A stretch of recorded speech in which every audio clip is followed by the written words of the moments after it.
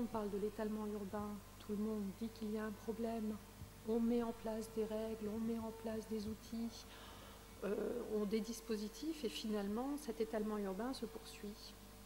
Et on a l'impression qu'on est impuissant.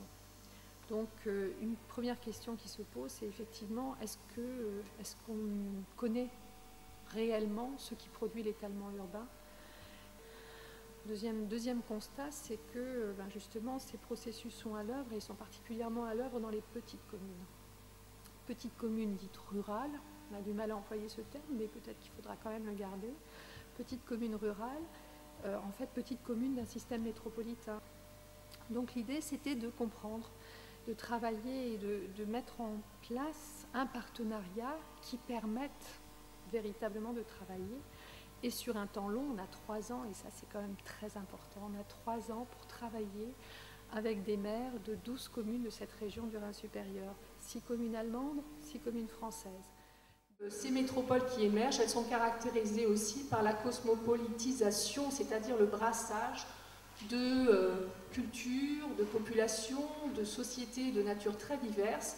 Et c'est vrai qu'il faut aborder l'étalement urbain aussi en ayant finalement à l'esprit ce type de processus qui est en cours. S'invente, se crée, se monte aujourd'hui avec la métropolisation de nouveaux types d'environnements. Nos choix individuels et collectifs, ils peuvent se retrouver à la fois dans la ville diffuse et dans la ville dense, et expliquer finalement qu'on est connu au cours de ces dernières années, ou depuis l'après-guerre, on est retrouvé à la fois un effort pour construire, de continuer à construire et densifier, et puis également aussi ce développement de la ville diffuse qui n'a cessé aussi de progresser. Vraiment la question de l'espace public, et en particulier des rues qui ont organisé le parcellaire durant plusieurs siècles, et qui aujourd'hui ne jouent plus ce rôle-là. C'est notamment par là même la destruction lente de la cohésion de la rue. Si on avait regardé un peu plus finement le tissu, si on avait raisonné en termes de transformation et de mutation de l'espace qui vont s'opérer de gré ou de force, eh bien en cœur de l'îlot, il y a tout un ensemble, là représenté par cette patate là, il y a tout un ensemble de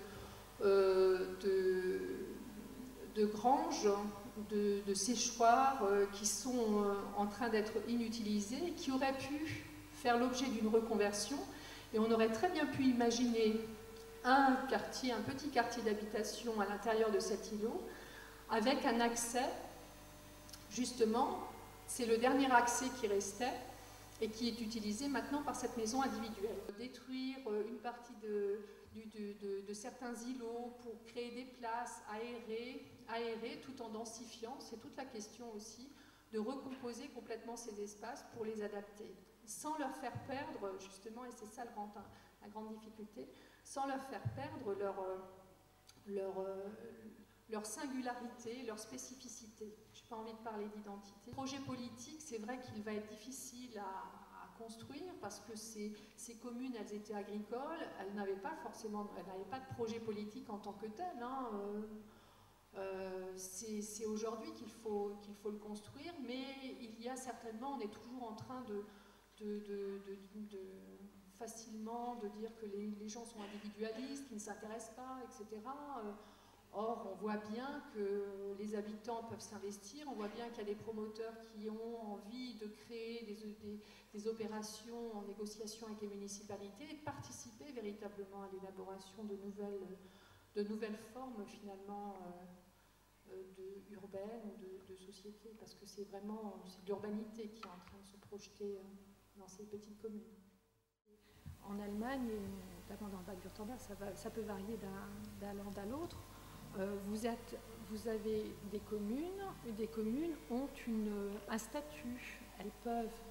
Soit elles accueillent de la population, elles ont le droit effectivement de créer des logements, soit elles ne sont qu'en renouvellement de leur population, c'est-à-dire qu'elles ne doivent prévoir uniquement que quelques logements qui permettraient le renouvellement de leur population. Donc c'est, si vous voulez, l'orientation et le devenir des communes est pensé au niveau régional, et n'est pas décidé uniquement au niveau communal. Donc c'est une grande différence. Même dans des communes où les municipalités sont très motivées, où il y a un effort qui est fait pour développer les cœurs de village, on se rend compte que c'est extrêmement difficile et que même avec une grande volonté, on va vers quelque chose qui peut être très fragmenté si on n'y prend pas garde. Autant on a mité les paysages, nos paysages, et on dit facilement que c'est vraiment un très grand révélateur de l'étalement urbain, autant aujourd'hui on se rend compte que ces tissus, ces cœurs de village qu'on met souvent en avant, eh bien ils sont peut-être en train de se miter, de se fragmenter parce que petite maison, petit programme immobilier,